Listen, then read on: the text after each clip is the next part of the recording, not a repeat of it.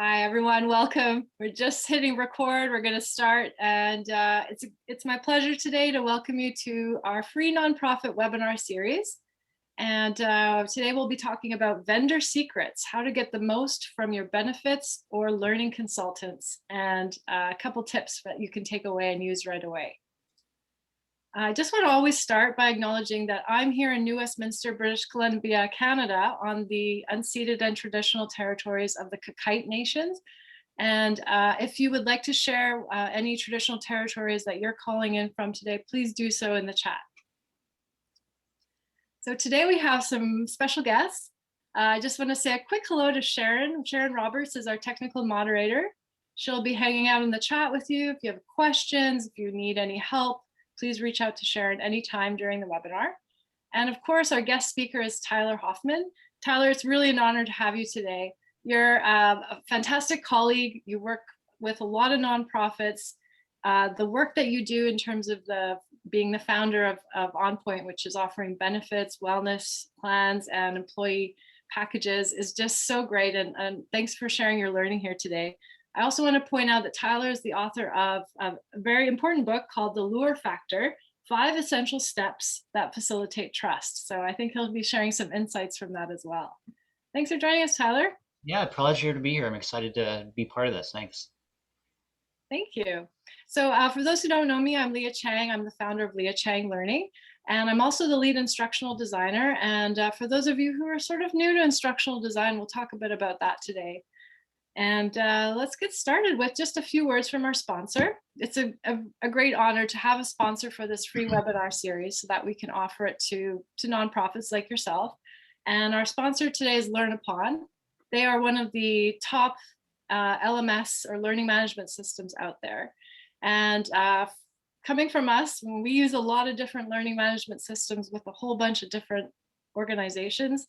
The reason I chose LearnUpon is a big sign that they are one of the best. So the reason I use them is they have these really cool learning portals. And if you'd like to hear more about that, you can let me know. But it's a great way for us to share and support other organizations who can't afford their own LMS. They have a really great user-friendly experience, super powerful, robust system, very scalable.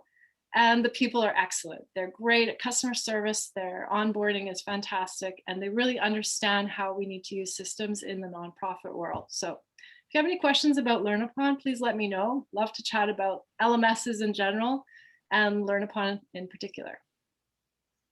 All right, let's get into today's webinar. So we're going to give you sort of the inside scoop, and we're going to help you evaluate your any external consultants you work with in terms of employee benefits, rewards, or learning. And we'll talk a little bit about what that means. Tyler, do you want to point out any of the objectives today that you're going to be focusing on? Well, yeah, I think the key thing is really looking at differentiation, right? There's a lot of difference between people that are consultants and brokers, at least in my world. And so that'll be one of the things I'll try to really point out today is just what that difference is and why it matters.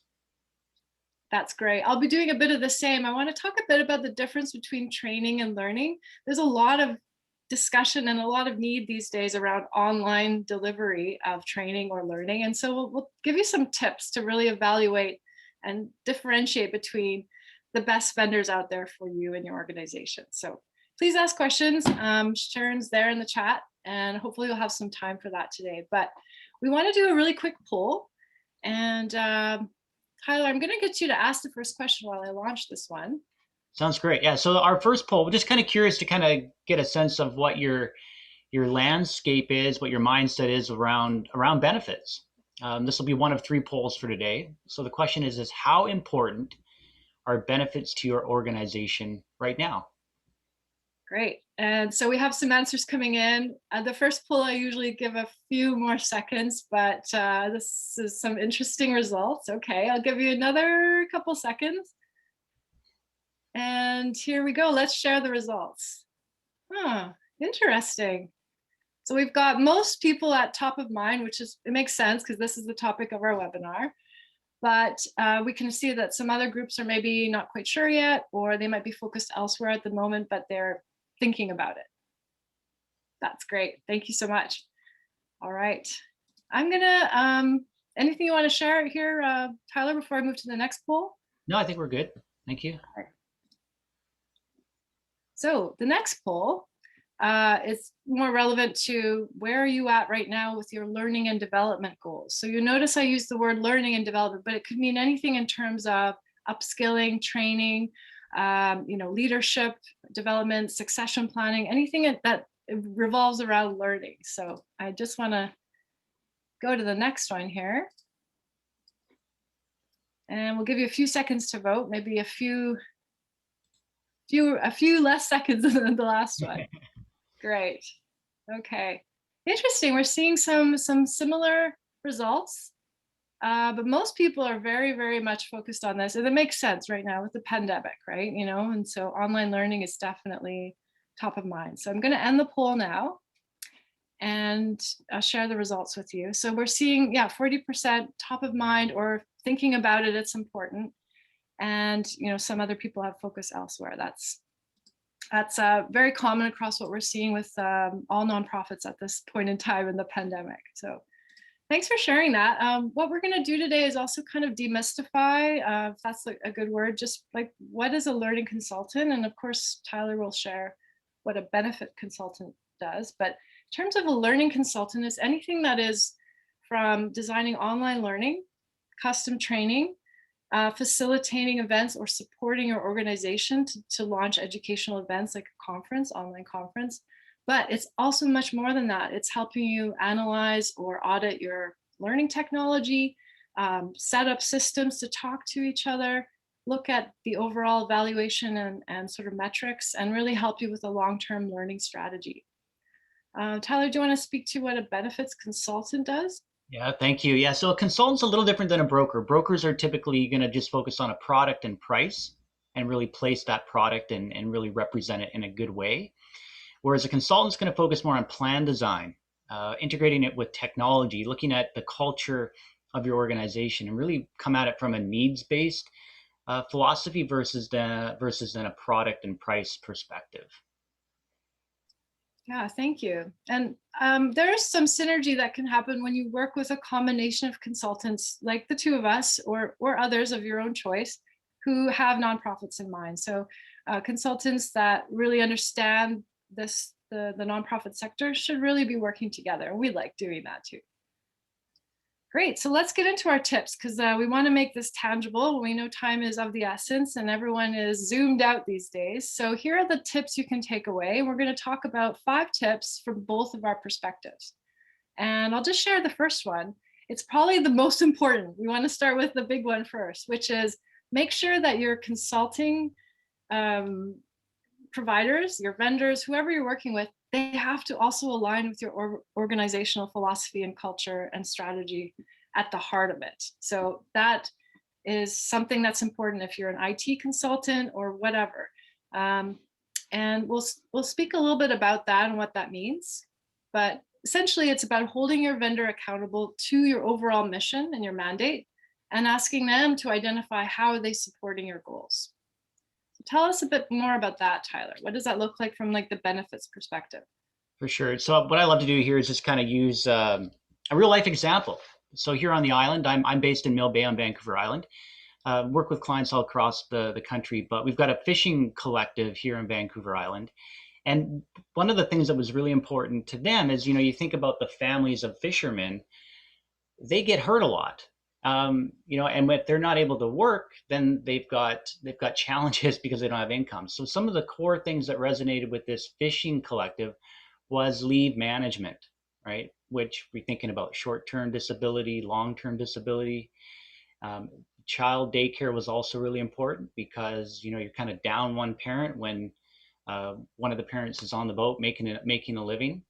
And so when you think about a benefits program that needs to align to a strategy, that's what their core fundamental focus was. It was about leave management and kind of protecting the family when the fisher person was out making a living. And that's really important, to identify what it is that what you need inside a benefits program versus just looking at it from like, let's check a box and go get health and dental. And so for any organization, what I always encourage them to think about, Leah, is why are you getting benefits? Are you doing it just to be a nice employer? Like if you're doing it to just check a box, that's totally fine, but know why you're doing it. Are you trying to attract a certain type of employee? You know, is there a certain skill set that you need inside your organization that you need to have some sort of plan to kind of, you know, lure them over, if you will. Um, a topic that often comes up, not so much in nonprofits, but you know, compensation, the total rewards. Are you trying to beat the market? Are you trying to you know, just beat the market or exceed the market? Meaning, where do you want to be on the compensation range, right? Because there's a spectrum, and if you're in the middle, great. If you're on the other end of it, then that's great too. But we need to kind of align the whole strategy. The other thing that is really important too, I think, when you think about your benefits program, is there something inside your organization that's unique? And you know, maybe you're in an organization that really values childcare, and so how do you get childcare inside your benefits? Maybe you're an organization that really values lifelong learning, right? So how do you get the benefits into your program that support lifelong learning? And that's through consultation, right? That's having the courage to share your whole vision with your benefits consultant. And so that's kind of what we're thinking of when we say, you know, what does a benefit strategy need to achieve? What does it need to achieve for your organization? What's the one thing that if that benefits program could help you get an ROI on, what would it do for your organization? That's where we want to focus on, right? Because that's the sweet spot of what benefits are meant to do. Yeah, that makes so much sense, Tyler. Thank you. I mean, from our perspective, we've all like worked at nonprofits or volunteered or we've been on boards. We can see that because the salary isn't super competitive sometimes, there has to be that holistic sort of view on, yeah, what are the other rewards that we're giving our employees? And you know, most people, I would say almost all of them in the nonprofit industry are drawn to those organizations because of the work that is happening. So makes sense what you're saying. Yeah, thanks. So I'll talk about it from a learning perspective. And what that means is, going back to tip number one, align your learning and training and your online delivery of all that good stuff back to your organization's core values. So for example, if you're focused on constituents or your members, and you might have an educational mandate because most nonprofits do, how are your internal offerings and your onboarding, your training, or even your board experiences, how are they aligned back to your organization's core values? Another question is, who is the learning for? So some nonprofits deliver and focus solely on external learners. So those could be your constituents or members, or perhaps those are your volunteers who then go out and become ambassadors. But what about your internal learners? So there are usually employees, even if it's just one, and also sometimes board members are not seen as learners themselves, but these are all groups that we can consider. And of course, the next question is, what do they do with this learning? So that's the difference between learning and training. We'll talk a bit about that in a second. Lastly, I think what we can both share from our perspectives is that something that can attract excellent employees and retain them is having a long-term and a very core professional development package as part of your employee benefits. And that it can be enticing enough. I know that in the groups I've worked with, having that professional development, being part of some really interesting projects, that was incentive enough, right? And just a couple words, you know, you want to focus on organizational learning, again, at the core value of your philosophy as behavior change, that change management piece. You want it to be actively used and applied. And if you're talking about employees or even volunteers, you want to see an improvement of performance, right? So this is what we do as learning professionals. We sort of come in and do these audits to create capacity, build future leaders. And they're not one and done events. They're not passive learning. And so that is where you might find the differentiation between learning and training. So quick little thought sort of prompt here is like to think about learning that a training event can produce learning, but doesn't always, right? So if you have some thoughts about that, I'd like to hear them in the chat. The idea is that we're looking at learning as ongoing. and tied to your philosophy and your culture, and is not something that you have as a one-time event. And it's because as nonprofits, we're trying to get into this really critically minded space of not just remembering or understanding things, but actually doing it and evaluating what our programs and how we're serving our constituents, and then hopefully creating even better programs and furthering your mandate. So just a really quick example. One example that I've had is working with BC Women's Hospital and part of the Provincial Health Service. And what we did is, instead of just having a one and done training for some pretty challenging topics, is we're actually creating a learning event that is more blended. So we used a combination of e-learning, so asynchronous, and synchronous. So we had facilitated events, we created communities of practice, we gave people actionable takeaways, and we decided very intentionally to not call it soft skills training because we wanted people to apply it.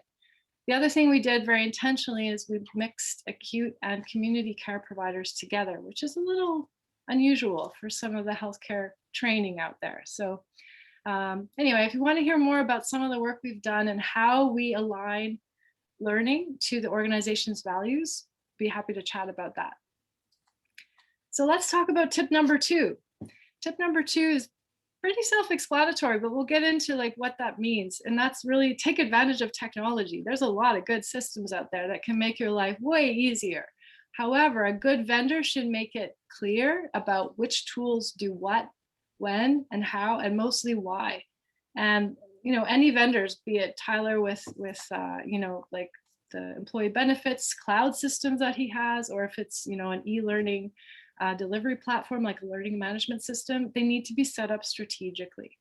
And consultants can make all sorts of recommendations to simplify your workflows or get systems to talk to each other, or at least you could have a single source of truth for your reporting to show your funders. So tell us a little bit more about that, Tyler, from your perspective. Yeah, I love that, the whole idea of single source of truth, just keep things simple. Technology is, in the benefit space, it's changed rapidly and dramatically over the last 18 months for the good. It used to be that there were only a few, benefit providers out there that had access to a really good platform. And my thinking for any organization is try not to get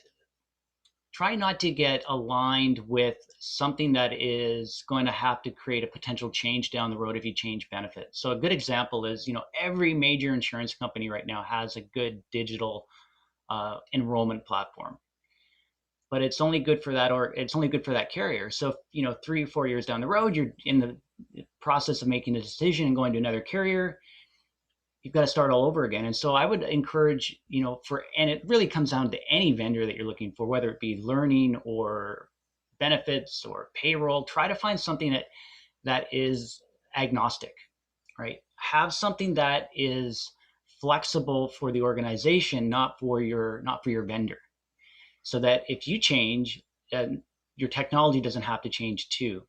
And so there's lots of ways you can integrate all of these things now: benefits, payroll, learning systems, HRIS systems, benefits administrative systems. And so when you're thinking about benefits, we've kind of got to take a step back and get out of this box, Leah, of thinking, well, benefits are just health and dental.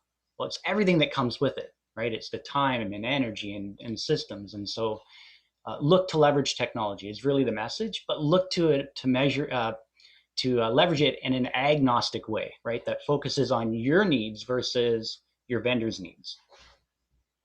Yeah, I love that word agnosticism, because that's what we try to do as learning professionals as well. And there's so many tools and systems out there. You need someone who's going to help you navigate that is thinking of your organization first, right? So from a learning perspective, and we do a lot of learning technology, so we kind of hang out with the IT systems people a lot of the time, but be careful, there's a million products out there. But how does it align back to your strategy? So with any system you are looking at purchasing or even subscribing to, like a free one, make sure it makes sense, right? And think about, how does it go back to our ongoing mission and mandates? And then what's really interesting right now is that a year ago, sort of early days of the pandemic, there were still some organizations who were very, very early and sort of slow to adopt things like Zoom and video conferencing technology. But that has changed in the last, 8 to 10 months. We have seen organizations shift so quickly. The questions you need to ask yourself now are, how have you changed? How are your needs different in terms of those digital skills for your employees, volunteers, board members, and constituents and beyond, right? How have your expectations changed as well? So when we're talking about learning, we always want to talk about upskilling and supporting people with confidence to use digital tools successfully. So if you need some help with that, reach out to consultants. That's what we do. And a quick case study, we're working with a provincial organization called Options for Sexual Health. When we're implementing a learning management system, we were initially just supporting their launch of their volunteer training. However, we realized, this is an opportunity where they could be using it for their internal employees, their board members, partner groups. And so we were setting it up for more than just that one use case. And, that's something to consider. And often for those organizations that are outward facing, when we're thinking about educating the public, we sometimes forget to educate in-house or vice versa, right? All right, so I'm going to pass it over to Tyler for tip number 3. Perfect. Thanks so much. Yeah, it just occurred to me, I put up a slide with a cow on it, and I didn't speak to the picture of the cow. Yeah. The picture of the cow was all about don't follow the herd. So that's why we had the picture of the cow. Okay, that makes sense. Thank you. I did like the cow. It looked like a friendly cow. All right, so tip number 3 is don't rush. Pause, read, react, take a breath, right? Take time and energy to make these decisions. And shifts in a positive way. Good consultants are going to help you. They're going to ask a lot of questions. They're going to do a deep dive. They're going to spend a lot of time up front helping you understand and navigate and have you think about things that maybe you're not thinking about. They're going to help you outline what's important and also how much effort's involved in making the shift. And most importantly, how to measure this, right? What does a good outcome look like? So let's go into the next one, the case study. Leah? Oh, I'm sorry. I thought, do you want me to switch to your slide first? We can do that. Okay. We're flexible here. All right, so the good question here is who's doing what? Like who's doing what? You're in a position of transformation, you're changing, you're either moving to a new system, a new benefits provider, but the thing is internally and externally, who is going to make this change happen? The big thing that I'm seeing right now is that there's a lot of variance in people in my world, and I'm sure it's probably the same for people in learning and development as well. Not all benefit brokers are going to assist with the transformation. They're going to potentially just, represent the product, and then it's up to you to make that transformation. Other firms and practices will help you integrate the whole change. A good example is a company that I worked with a couple weeks ago. Is they hadn't made a change in 7 years because they had 65 employees, and they just thought having to go through that process of shifting 65 employees on a new program was just not going to happen. But we were able to do it because we did it in a digital way. All we needed was email addresses, and it would have been kind of done overnight. And so when you're exploring options out there, fundamentally ask, like, who is going to help in this transformation? What do you do? What do I have to do? How long is it going to take? What's the investment in time?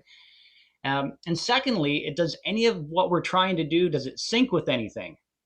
Does it sync with the other pieces of technology? And that's really important too. And so if you're working with a broker or a consultant and they're not asking you these technology questions about like what other programs and I guess tools and platforms that you're using, ask them that question, because you might be able to just have one quick little link into like a payroll system that could really ease the burden of that transformation.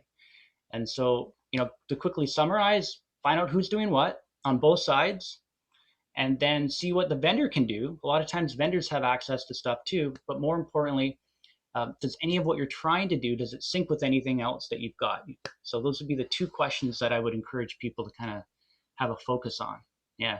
I'm so glad to hear you say that, because we would do the same, and I would hope other vendors, no matter what their service they're providing, is doing the same for your organization. So I'm just going to share a case study. When we're working with Foundry, which is a provincial nonprofit in British Columbia that helps youth with mental health issues, we were brought in to help them implement Salesforce, which is fantastic. We were excited about it. And as we were doing that, we were asking questions about, what about your HR system, or your communications tools, or your collaborative spaces and tools? How are you tracking professional development? And so, whether or not any work is actioned from those questions, it's still a healthy way to guide the organization, especially an organization like this that ended up creating virtual care platforms, apps to help youth across the province. So no matter where you are in that evolution of embracing technology, there are opportunities, and any vendor should be helping you explore those, and whether or not it makes sense for you to work on actioning, connecting those things together, right? All right, I think I'm going to go to tip number 4. And I know these are really fast, but we want to make it jam-packed, right? So I'll pass this one to you, Tyler. Brilliant. Yeah. So tip number 4 is COVID cost savings. It's been about adding value over the last 18 months as we've kind of gone through this. A lot of the vendors, a lot of the carriers have provided assessments, tools, webinars, additional training, a ton of value adds that you would normally have to pay for. A lot of this stuff is free.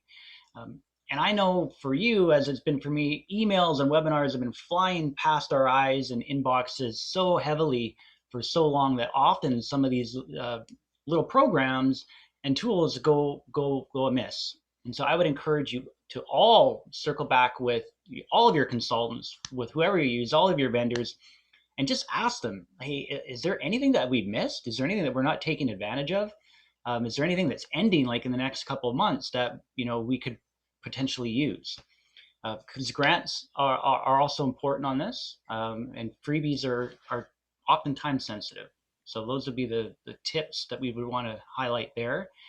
And I think I kind of went into a little bit of mine there. So an organization in Burnaby that I worked with was all about parent services, right? They help parents become better parents, and kids have access to great parents. One of their big asks was, years ago when we designed the plan, was we want as much free stuff as we can possibly get. We've got a young staff, their development. We want to create learning and development opportunities for them. Like what can we get from these insurance companies and benefit providers beyond health and dental?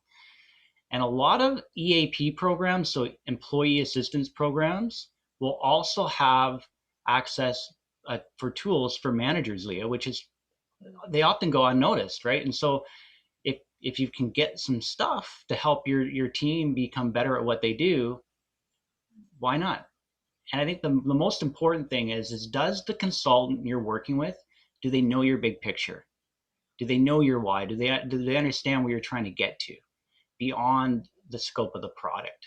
Because the more that we know about what matters to you, all of that stays top of mind, and then we can draw on all these resources that are available.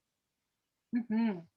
Yeah, that's great advice. And I think from a learning consultant perspective, what we can support with is often sometimes a little bit beyond what might be a typical scope. But here's an example that we really love to do is we like to help organizations deliver training, create those learning experiences, have them to be ongoing and all that good stuff. But sometimes you need the funding for it. And so we also support by writing grants or helping you identify opportunities for grants.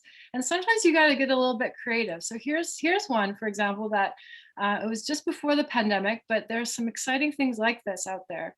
Working with the Arts Council of New Westminster, I was working with them to implement a CRM. And we were able to take advantage of a digital skills adoption grant from Arts BC, because there was this component of upskilling the internal staff and sort of supporting them to gain confidence in using the CRM and managing it and maintaining it long term. we were able to use this sort of creative grant for that. And so the executive director did a really great job to sort of look outside the box for those grants to support his team.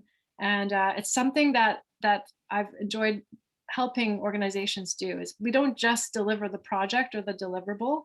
We also want to support you to get the funding for it. And sometimes we can even help you write those grants.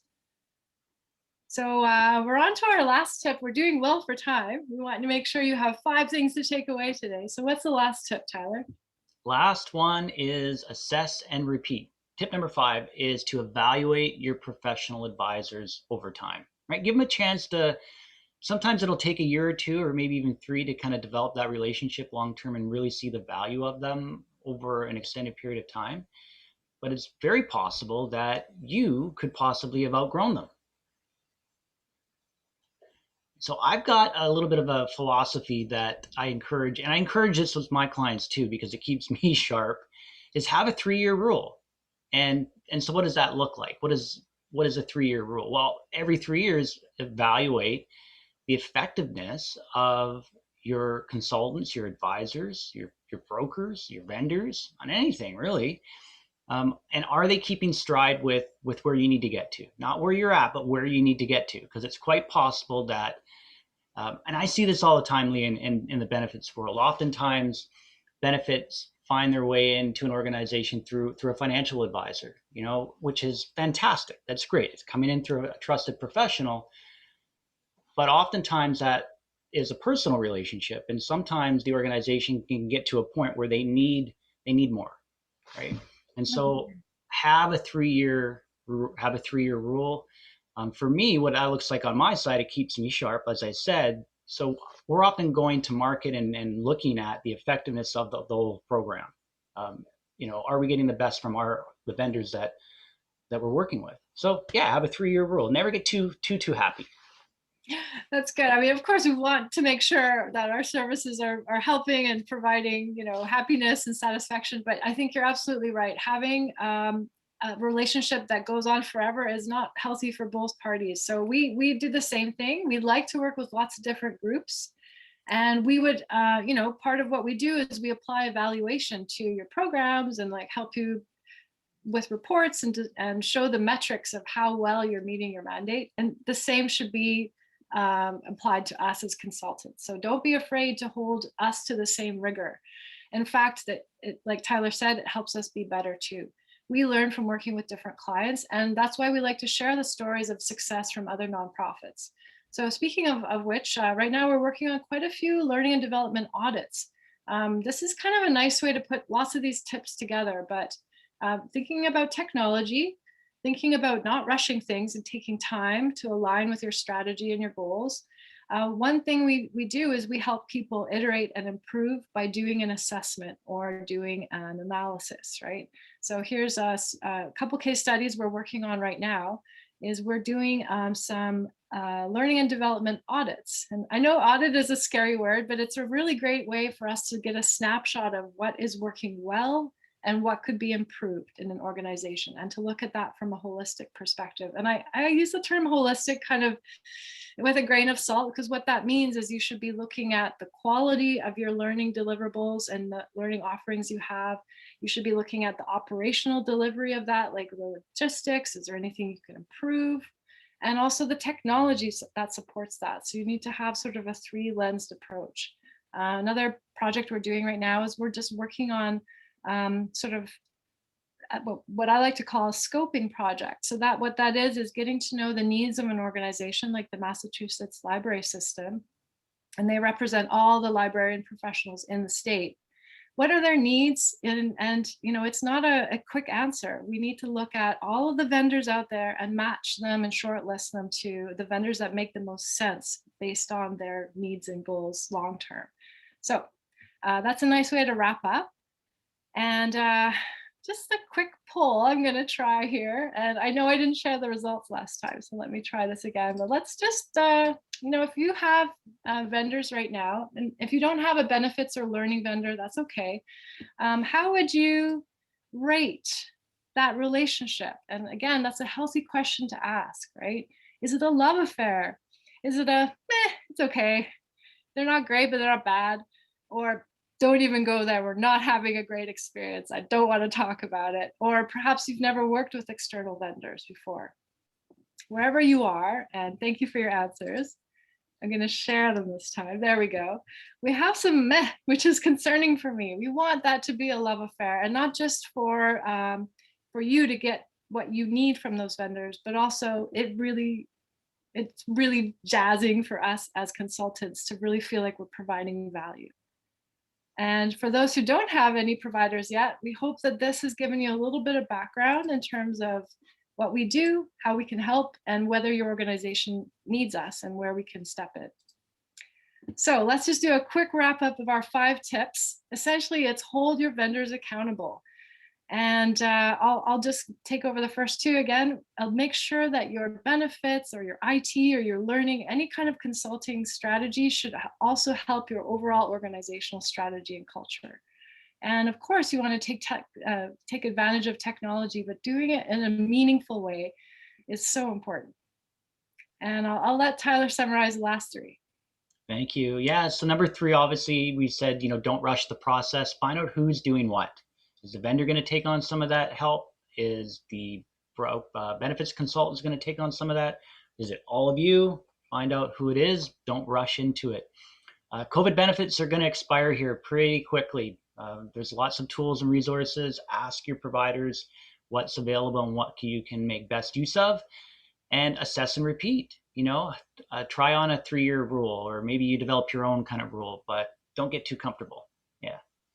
Yeah, thanks, Tyler. I just want to sort of do a little bit of a plug here, because what we want to do as learning professionals is support your organization long-term, because everybody benefits. And yes, that's a very bad pun from today. So make sure that you're supporting internally and externally, and reach out for help if you want to continue building capacity and confidence, because that's what we do as learning professionals. And on that note, I'd like to offer you access to some e-learning that's available. They're sort of bite-sized micro-learning courses that may support your team. For those Canadians out there joining us today, number 2, the Canadian anti-spam legislation training is really great if you're working in the communications realm, or even if you just want that background. But for anyone joining us from any countries, because I know we have some Americans today, we've got sponsorship packages and program evaluation and what that looks like in this digital world. So these are very specific, very timely. You can check them out, and they're hosted on our LMS, which is Learnapod. And so please stay in touch with us. We love to talk about what we do. Tyler and I are really active on LinkedIn. You can connect to us through email as well. You can find me on Twitter. Tyler, what's the best way for people to reach out to you? Yeah, LinkedIn is fantastic. It's the easiest way. I would also say, we have a monthly newsletter. It's all about strategy, concepts, culture, technology, integration, much of what we talked about today. It's not sales pitchy, and you can unsubscribe at any time. So if you want to be on that list and just check it out and see what value we bring on a monthly basis, just send me a message on LinkedIn, or email is great, tyler@onpointbenefits.ca. Yeah, thank you. That is a very good newsletter, and I'm pretty picky about that stuff. So thanks, Tyler. Thank you. So we're just going to stay on the line for a few minutes. Feel free to ask us questions. We love to help and support nonprofits. We're happy to share anything that we've learned on our journey. And along that note, I will have another free webinar in a couple weeks. This one is a little different. It's going to be showcasing the work that we did with Inclusion Canada on the new website resource called The Inclusive Workplace, Le Milieu de Travail Inclusif. It will be in English, don't worry. But what we're going to do is tell the story of our approach to designing accessible online learning. So there's going to be lots of fun show and tell. So please join us next Thursday, May 27th. Today, I think, is also the end of Eid. So I would wish to share everyone Eid Mubarak. So happy Eid, everybody. Thanks, Tyler. And Sharon, did we have any questions come in? Any burning questions? I don't see anything in the chat, but if there are any questions, please feel free to pop them in there. And Leah and Tyler can answer them for you. That's great. Sometimes people have to run off to lunch or whatever, another meeting, but when you exit the webinar, you can enter your feedback in our survey. We really like that. And also we hope you visit our sites and stay in touch. Take care, everybody. Bye-bye. Thanks, Tyler. Oh, my pleasure. It was a lot of fun. Thank you.